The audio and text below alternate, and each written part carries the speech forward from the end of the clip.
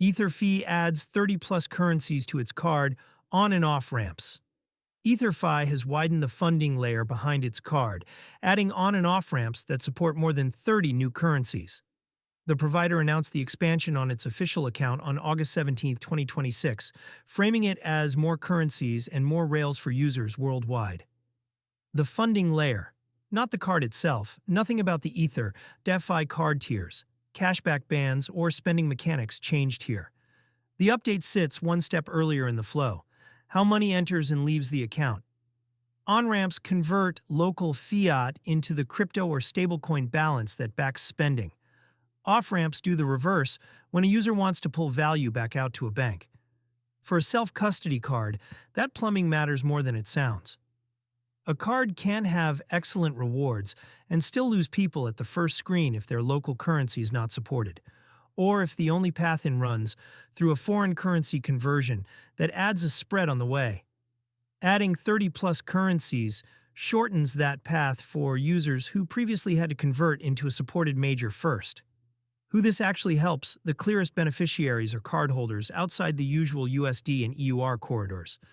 Someone funding from a local currency that was not previously on the list can now top up directly, rather than making an extra hop. Fewer conversions in the chain generally means fewer places for a markup to hide. That said, the vendor's post did not name the specific 30-plus currencies, list the ramp partners, or spell out per currency fees. Those details determine how much any individual user benefits, and they are not in the announcement. Treat the headline as a real widening of access, not a promise of cheaper funding everywhere. The on-ramp provider still sets its own conversion rate, and that cost is separate from anything the card charges at the point of sale. The broader funding rail race funding access has become a competitive front across the sector, not just an Ether.fi project. Stablecoin rails in particular have been the growth story.